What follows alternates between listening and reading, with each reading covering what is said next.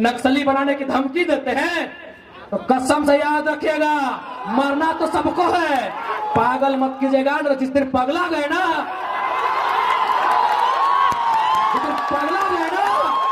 एक एक पाए पाए का हिसाब लेंगे। पीर टाइम तो छोड़िए, एक गांव में घुसने नहीं देंगे सोनू जी, एक गांव नहीं घुसने देंगे। बहुत बड़ा सरकार का नोनो बन के बैठे हैं, एक गांव नहीं घुसने देंगे। पीर टाइम का मजाक समझ लिया क्या? केस करेंगे, चुन चुन के केस करेंगे, अरे घंटा कर लेंगे केस से।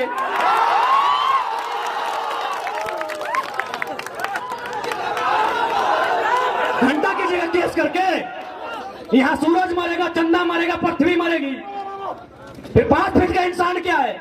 आपरी अगर केस की धमकी हुई ना सोनू जी, माननीय श्री श्री विधायक जी, कसम से केस हमारा थाना में होगा, लेकिन बाकी सुन लीजिए, आपके सर का केस नहीं रहेगा। केस करने की धमकी देते हैं, सरकार के गोद में बैठे हैं। अरे कितना गोद में बैठिए, सरकार आपको दलाली ही करवाएगी, मंत्री तो बसंत सोरेन को ही बनाएंगे। सुनिए, श्री सुनील कुमार सोनू जी, आदरणीय बड़े भाई, बिल्कुल बड़ा भाई है आप। ये जो दलाली कर रहे हैं, चमचाई कर रहे हैं सरकार की, कुछ भी कर लीजिए, घंटा मोड़िया पटक दीजिए, ठेके साज दे, ठेकिया में मोड़ी साज देना रे सोनू दा। विधायक के बन के रहे, विधायक के आधे मंत्री बन लोग के पता हो, बसंत सोरेन, कल सीता सोरेन, परसों कल्पना सोरेन, और बाद अगर बेटियन बनतो, लेकिन तोरा ना पूछ तो ले कह देंगे। केस करते हैं, केस क्या करते हैं जी? पुलिस आपका, प्रशासन आपका, गोली मरवा दीजिए। केस क्या करते हैं? आप तो राजा है ना, सरकार आपकी है, केस क्या करते हैं? गोली मरवा दीजिए। बायस नेचर के आदमी कहीं के, मन पापा सब कहीं के, लोकतंत्र के बात करते हैं नहीं, बेशरम सब कहीं के। और सबसे दुर्भाग्य की बात है कि आप गठबंधन के हिस्सा लगे, और गठबंधन के सबसे बड़ा नेता पंडित नेहरू के पढ़ल लिखाए, और बात करते लोकतंत्र के। अरे नाय पढ़ल है, आओ क्लास देवो, आओ क्लास देवो, आओ क्लास देवो। लोकतंत्र के बात करते, सवाल कहा ना कर दो। सबसे ज्यादा वोट फिर कर दे लो, सबसे ज्यादा वोट फिर कर दे लो परसेंटेज में। सवाल कर पेट में दर्द हो गेलो, तखन की लगे घोर घोर भोटवा मांगे, तन भोटवा लिए मजा लगलो। अभी सवाल करो तन सजा लगलो, भोटवा लिए मजा लगलो, तखन गिरिडीह लोग के लात मारला थिन, दौड़ के गेलो पीर टाण, की गेलो बोका लोग बोने रहे वाला दे भोटवा, भोटवा दी मजा लग गेलो। विधायक बन गया बड़का हिया, लोकतंत्र के बात करे वाला, आलोचना से शक्ति नहीं, सुने के शक्ति नहीं, केस करबे एगो का गोटे पीरियड टाइम के केस कर दे। कौन विधायक, कौन कनवा में कड़वा नहीं, फेंड्रिक तेल लगाए के सुन। और ऐसे भी सबसे ज्यादा भाषण हम तो ही सुनने हैं, नुकाए नुकाए सुनने हैं, बिना फॉलो करके, बिना सब्सक्राइब करके सुनने हैं। हाँ, बिना सब्सक्राइब बिना फॉलो करके सुनो, हमारा रिपोर्ट है रोज। आज तो एकदम पहले हम मुख्यमंत्री के हुआ सही थे, कहते छोड़े की गले दिखाओ, आज तो कसम से अगर हालत खराब है। आज बड़ा दुर्भाग्य का बात है कि आज इस ग्राउंड में जब हम लोग का सभा होने वाला था, सुनने में आया यहाँ के लागले, यहाँ के दुलारे सोनू मोनू, आदरणीय बड़े भाई श्री सुदीप सोनू जी, आपसे हमारी वैचारिक लड़ाई है। याद रखिएगा, आपसे हमारी व्यक्तिगत लड़ाई नहीं है। ये बहुत ही संकीर्ण मानसिकता के लोग हैं आप, कि आज 1 महीना पहले हम लोग परमिशन के लिए अनुमति मांग रहे हैं। मैं जिला प्रशासन तक ये संदेश देना चाहूंगा, क्योंकि आप लोग IAS IPS लोग हैं, आप संविधान की शपथ लेते हैं। भैया ये कौन सा संविधान, ये कौन सा लोकतंत्र कि आज बताइए इसी झंडा मैदान में मुख्यमंत्री का प्रोग्राम होता है, लेकिन आज हम लोग 6 महीना से झंडा मैदान परमिशन मांग रहे हैं, अब दे नहीं रहे। बताइए कौन सा लोकतांत्रिक व्यवस्था है, बताइए कौन सा व्यवस्था है। आज गिरिडीह के वर्तमान विधायक डरते हैं, और जो लोग उनकी आलोचना करते हैं, सुने पीर टाण के साथ वो केस कर दिया जाता है। तो मैं जिला प्रशासन से निवेदन करूंगा, अरे झूठ मूठ का केस क्यों करते हैं भैया? केंद्र के खिलाफ जाना, देशद्रोह है, तो राज के खिलाफ जाना राजद्रोह है। आप कुछ बड़ा केस कीजिए और हम लोग को इतना बुरा केस कीजिए कि जिंदगी हम लोग का नर्क ही बना दीजिए। आपको अगर तसल्ली मिले वही काम कीजिए। आप ये अन्याय का काम करते हैं। ताज्जुब होता है कि आप किनके इशारों पे काम करते हैं। अरे IAS IPS लोग मिनिमम ग्रेजुएशन होते हैं और ये झारखंड सरकार के 5वीं क्लास मंत्रियों की बात सुनते हैं। ये दुर्भाग्य का विषय है। अभी उनका गलत बात सुनते हैं, उनका गलत बात सुनते हैं। ठीक है, वो सरकार में है, सरकार का बात मानना कार्यपालिका का मतलब होता है, कार्यपालिका का नियम होता है। लेकिन आप एक विधायक के कहने पर पीरटार के दर्जनों छात्रों पर केस सिर्फ इसलिए करते हैं क्योंकि उनके खिलाफ बात करते हैं। आज ये लोग लोकतंत्र की बात करते हैं। क्या इन्हें मालूम है लोकतंत्र क्या है? लोकतंत्र में आलोचना का क्या स्थान है? मैं आपको बताना चाहूंगा। इस देश के पहले प्रधानमंत्री माननीय पंडित जवाहरलाल नेहरू, उनका जन्मदिन था। उनके जन्मदिन पर पूरे देश से कवियों को निमंत्रण दिया गया था। उस कवियों की भीड़ में एक नौजवान नागार्जुन भी था। नागार्जुन ने क्या कहा था पता है? पंडित नेहरू के सामने कहा था कि वतन बेचकर नेहरू फूले नहीं समाते हैं। नागार्जुन ने कहा था कि वतन बेचकर पंडित नेहरू फूले नहीं समाते हैं, फिर भी गांधी की समाधि पर शीश नवाने जाते हैं, शीश नवाने जाते हैं। और पंडित नेहरू ने सुना, इसे लोकतंत्र कहते हैं। और सुदीप सोनो आलोचना सुन नहीं पाते हैं, अपने आप को विधायक कहते हैं। शर्म आना चाहिए। आज देश के प्रधानमंत्री ने आलोचना सुना, एक नौजवान के शायर को सुना। अभी कब? बर्थडे के दिन सुना, अपने जन्मदिन में सुना कि वतन बेचकर पंडित नेहरू फूले नहीं समाते हैं, गांधी जी के समाधि पर शीश नवाने जाते हैं। और आज ये सुदीप सोनो आलोचना नहीं सुनना चाहते हैं और अपने आप को विधायक कहते हैं, अपने आप को लोकतंत्र का प्रहरी कहते हैं। शर्म आना चाहिए। यही नहीं, केवल बर्थडे में नहीं, पंडित नेहरू ने सदन में भी आलोचना सुना था। उस समय कवि कुल के श्रेष्ठ रामधारी सिंह दिनकर राज्यसभा के सांसद थे।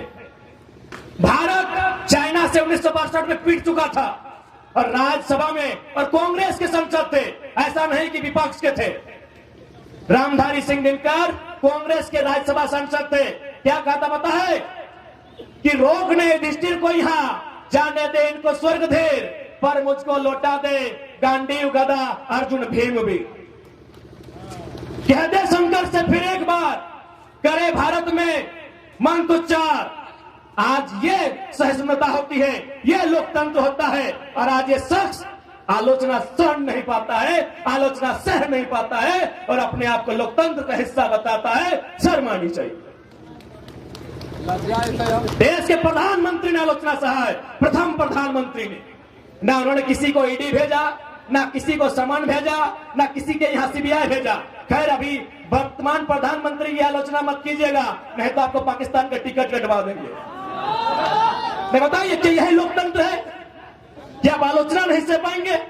जो आपकी आलोचना करेंगे, जो आपसे सवाल करेंगे, जो अपने अधिकार की बात करेंगे, आप उन पर केस करेंगे। तो मैं जिला प्रशासन से निवेदन करूंगा कि छोटा मोटा मत केस कीजिएगा, क्योंकि सुदीप सोनो भले मुख्यमंत्री कोई और है, इस सुपर CM है, सीधे हम लोग पे राजद्रोह का केस कीजिएगा, उम्र कैद का सजा दीजिएगा। मैं जिला प्रशासन से निवेदन करूंगा, क्या झूठ मूठ का केस करते हैं, 107 करते हैं, 353 करते हैं। अरे कोई ऐसा मुकदमा कीजिए जो हम लोग को सीधे उम्र कैद की सजा हो, उसे हम लोग स्वीकार करेंगे। लेकिन फिर भी पीछे नहीं हटेंगे, क्योंकि ये सुदीप सोनो का देश नहीं, ये भगत सिंह का देश है। फांसी भी होगी, पीछे नहीं हटेंगे। बताइए किस आधार पे नहीं मिला? झंडा मैदान में कार्यक्रम किस आधार पे नहीं मिला? ये जिला प्रशासन से पूछना चाहेंगे। क्या वो किसी की बपोती है? यदि लोकतांत्रिक भारत है तो झंडा मैदान में हमारे सभा को अनुमति क्यों नहीं मिली? खैर, कोई बात नहीं, आपने हमें झंडा मैदान में जगह नहीं दिया ना, आपका हर एक झंडा 2024 में कबाड़ देंगे। विधायक जी याद रखिएगा। ये पक्ष विपक्ष की राजनीति करते हैं, ये पक्ष विपक्ष की राजनीति करते हैं। ये कहते हैं कि हम भारतीय जनता पार्टी के विपक्षी हैं। और आपको जानकारी होना चाहिए, ये दोनों साड़ू हैं, ये दोनों साड़ू हैं। सुदीप सोनू और निर्भय शाहबादी ये दोनों साधु हैं। दोनों का कंपनी में फैक्ट्री में 50-50 का पार्टनरशिप है। ये दोनों साधु, ये दोनों साधु और झारखंडी बुड़बक, ये दोनों साधु है। खाली झूठ मूठ में लोग ड्रामा करता है। इसलिए अब ना यहाँ एनडीए की बात होगी ना यूपीए की बात होगी, तो झारखंड की माटी में इस मिट्टी को बचाने की बात करेगा उस पार्टी की बात होगी। दोनों साधु है। सुने डीसी का भी योगदान है, अब वर्तमान की पूर्व नहीं मालूम। दोनों साधु को डीसी भी सहयोग करते हैं कि कहे आप लोग अकेले माल हड़प रहे हैं, 2-4 हिस्सा हमें भी दीजिएगा। यही हमारे लोकतंत्र की तस्वीर है आपके साथ। इसलिए आज इन लोगों को सबक सिखाने के लिए, इन लोगों को इनकी औकात बताने के लिए आप भी सोचते होंगे कि भाई झारखंड में 14 लोकसभा है, जमशेदपुर में आपका डिमांड है, रांची में आपका डिमांड है, धनबाद कोयला नगरी में आपका डिमांड है, आपने गिरिडीह को क्यों चुना? तो मैं बताना चाहूंगा कि दिल्ली लोग एरोप्लेन से जाते हैं और झारखंड की सबसे ऊंची चोटी का नाम पारसनाथ पहाड़ है, वहीं से छलांग मारेंगे। इसीलिए चुना है, कोई तथ्य है इसीलिए चुना है पारसनाथ पहाड़ को कि हम लोग स्टेशन जाने का इरादा नहीं है, मूड भी नहीं है। यही पारसनाथ की चोटी 4480 फीट की ऊंचाई में जो पारसनाथ है, वहीं से दिल्ली जाने की तैयारी है। ये आशीर्वाद और दुआ आपका होना चाहिए। ये संदेश लेकर आए आज। और हम लोग कहना चाहेंगे, यदि गिरिडीह लोकसभा हम लोग फतह करते हैं, जैसा हमें जानकारी है, गिरिडीह लोकसभा में सिर्फ टाउन में केवल सदर में 200 प्लांट है, केवल सदर में 2000 फैक्ट्रियां हैं और हर एक फैक्ट्रियों में, हर एक प्लांट में यहाँ के विधायक सांसद दोनों को दक्षिणा जाता है, दोनों को चंदा जाता है। हम लोग वचन देते हैं अगर गिरिडीह फतह करते हैं तो चंदा के धंधा को बंद किया जाएगा और से रोजगार का सृजन किया जाएगा। आज बताइए क्या नहीं दिया हमने? आज गिरिडीह में सीसीएल, धनबाद में बीसीसीएल, रामगढ़ में सीसीएल, गोड्डा में एसीएल, रांची में CMPDI, coal India of India. India में जो कोल इंडिया है उसकी 8 यूनिट होती है। सुदीप सोनू जी भी थोड़ा सुन लेंगे क्योंकि हमको उम्मीद है नहीं जानते हैं। यही तो खासियत है कि हम केवल लीडर नहीं है विधायक जी, टीचर भी हैं। वीडियो देख के सीख लीजिएगा, सीख लीजिएगा। और ऐसे भी हमारे भाषण का नकल करते हैं, उनके सहयोगी हमें बताए हैं। विधानसभा के भीतर हमारे भाषण को इन्होंने नकल करके रखा है। अच्छी बात है, बच्चे, इस बच्चे के लिए गर्व की बात है। तो सुनिए माननीय विधायक जी, क्योंकि हमने कोयला पे बात किया है, गिरिडीह में सीसीएल है। कोयला की 8 यूनिट होती है कोल इंडिया की। BCCL, CCL, ECL, WCL, NCL, MCL, SECL, CMPDI 8 unit होती है। और दुर्भाग्य का विषय आपको बताएंगे कि 4 यूनिट झारखंड में है। बीसीसीएल झारखंड में, सीसीएल झारखंड में, ईसीएल झारखंड में, सीएमपीडीआई रांची झारखंड में और हेडक्वार्टर कलकत्ता में है। ये झारखंड का दुर्भाग्य है।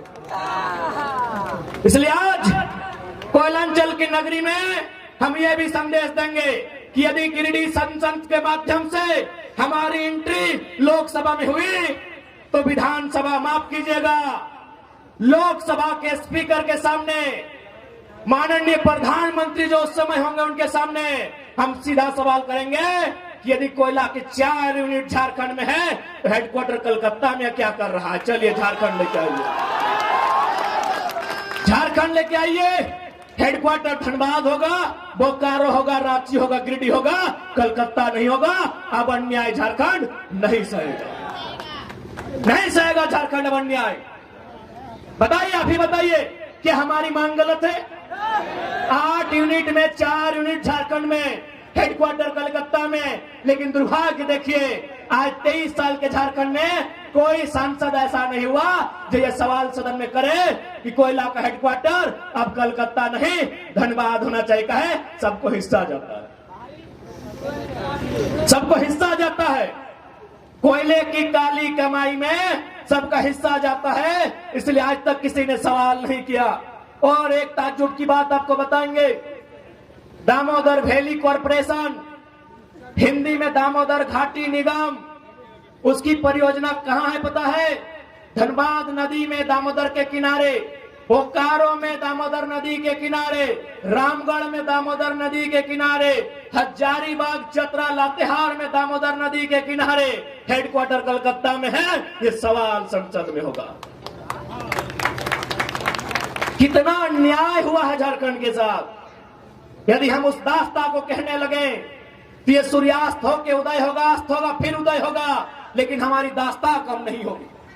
आज इतना जुल्म केवल और केवल झारखंड में हुआ है।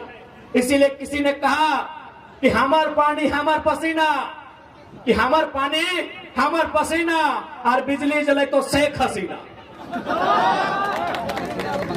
हमें एक बात कहेंगे, हमें बांग्लादेश की प्रधानमंत्री शेख हसीना से आपत्ति है, बाकी हमारे फरजान भाई हैं, इनकी भी फुआ शेख फातिमा है, उन बिजली जलाए हमें आपत्ति नहीं है। हाँ, हम कहना चाहेंगे हमारे फरजान भाई हैं, आधे शेख साहिद भी आए हैं, सानिया बहन भी आई है, और रिजवान लेडी है, और हमारे रोकी शेख भी हैं, तो उनकी भी फुफी जान का नाम शेख फातिमा है। वो बिजली जलाए हमें आपत्ति नहीं है। हमें ये आपत्ति है कि पानी हमारा, पसीना हमारा, बांग्लादेश की प्रधानमंत्री क्यों जलाएगी, ये बात की आपत्ति है। बाकी हमारे फरजान भाई हैं, इनकी भी पुप्पी जान का नाम शेख फातिमा है, वो जलाए हमें कोई आपत्ति नहीं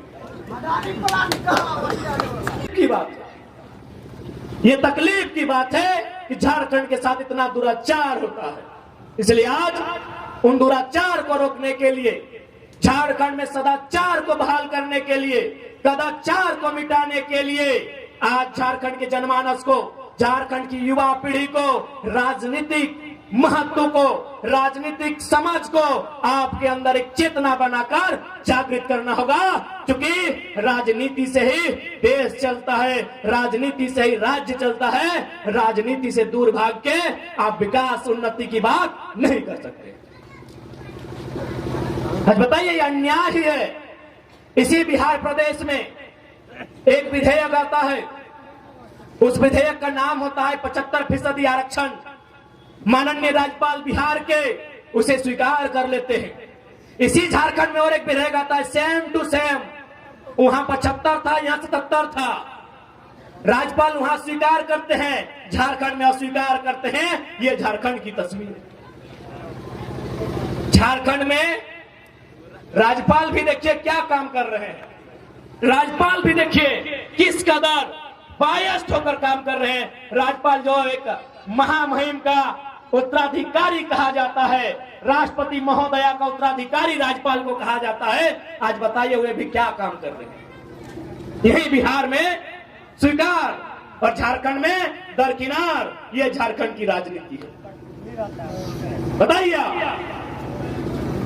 इसलिए आज इस बात को समझना होगा, बिहार में क्यों पारित हुआ पता है? बिहार में 243 विधायक बैठते हैं। 243 के 243 कट्टर बिहारी हैं। बहुत खुशी की बात है, क्योंकि ये लड़ाई झारखंडी बिहारी, झारखंडी बंगाली की नहीं है। बिहार में ये पारित हुआ। बिहार में 243 विधायक कट्टर बिहार के निवासी हैं। यहाँ झारखंड में आधे गैर झारखंडी हैं और आधे अगर झारखंडी भी हैं तो माटी के प्रति ना उनका प्रेम है, न समर्पण है, केवल लूटने की मंशा है। इसलिए यहाँ कोई विधायक ठीक से पारित तक नहीं होता। इसलिए आज तमाम नौजवानों को इस राजनीति को बदलना होगा और विश्वास कीजिए, विश्वास कीजिए। जिस दिन नौजवान आई हेट पॉलिटिक्स नहीं, आई लव पॉलिटिक्स कहेंगे, कसम से बदलाव होगा। आज एगो लड़का, साधारण सा लड़का, 2 साल पहले जिसको कोई जानता नहीं था, आज राजनीति में ईमानदारी पूर्वक आया है, समर्पित भाव से आया है और संविधान को पढ़ के आया है। इतना ताकतवर बना है कि गिरिडीह और धनबाद में लोग हिम्मत नहीं कर रहे कैंडिडेट कौन होगा।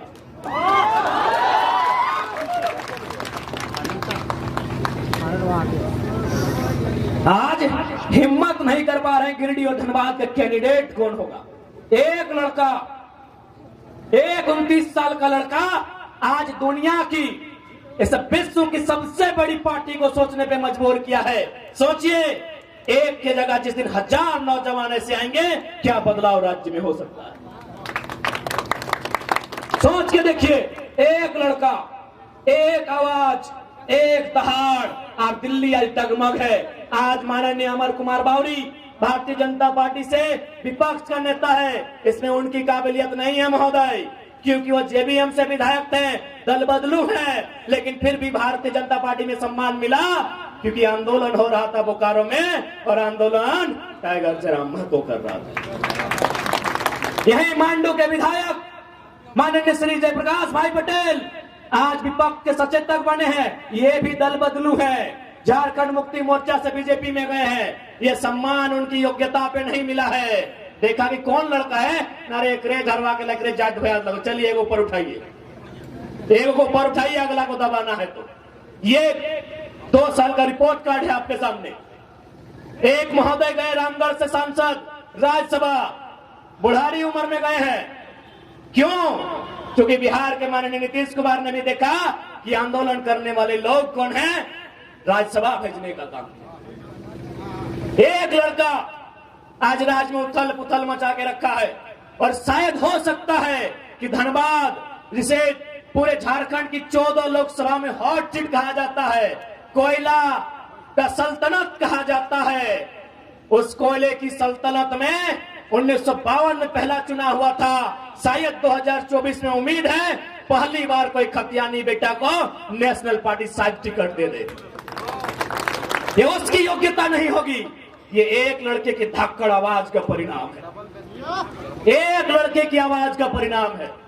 एक लड़के की आवाज से आज झारखंड की राजनीति की तस्वीर बदली है। सोच के देखिए, वो संख्या जिस दिन 100 होगी, वो संख्या जिस दिन 1000 होगी, वो जिस दिन संख्या लाख होगी, और खासकर जिस दिन संख्या लाख होगी, अच्छे अच्छों की खाक हो जाएगी। इस बात को याद रखिए। बताइए, दुनिया की सबसे बड़ी पार्टी कितना मेहनत करती है। भले हम भारतीय जनता पार्टी की नीतियों की आलोचना करते हैं और करेंगे, लेकिन इस बात की प्रशंसा कीजिए कि दुनिया की सबसे बड़ी पार्टी, उसको इतना फुर्सत है कि जयराम महतो को वॉच कर रही है, रिपोर्ट भेज रही है कि गिरिडीह धनबाद खबरदार। दुनिया की सबसे बड़ी पार्टी इस लड़के को वॉच कर रही है, पल पल का खबर भेज रही है कि गिरिडीह लोकसभा, धनबाद लोकसभा में खबरदार। यह एक पारसनाथ का मतवाला टाइगर आया है, जो किसी से झुकने वाला नहीं है। वो जब बोलता है सबकी खोल के रख देता है। सोचिए, इसलिए आज नौजवानों,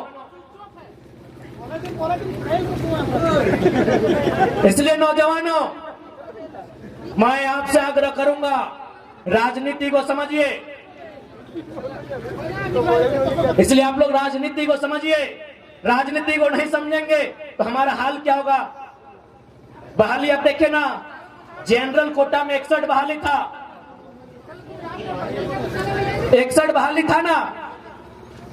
जनरल कोटा में शिक्षकों की थे ना, जेई, सॉरी माफ कीजिएगा, जेई में 61 बहाली था। आपको जानकारी होना चाहिए, 39 यूपी बिहार राजस्थान के लोग ले गए, आपके हिस्से में 22 आया, और कसम से बोलते हैं उस 22 में भी बहुत सारा बिहार का लोग झारखंडी बना है। अरे ये तो मालूम हुआ कि अभी उसका मूल पता क्या है। बताइए आपके हिस्से में क्या आ रहा है, अभी बताइए। पढ़ने लिखने वाले नौजवान, गिरिडीह, हजारीबाग, धनबाद, ये पढ़ा लिखा क्षेत्र है, पढ़ाई लिखाई में कोई कमी नहीं है, लेकिन देखिए आपके हिस्से को कहां बेचा जा रहा है। हम वोट बेचते हैं, वो हमारी नौकरियों को बेचते हैं।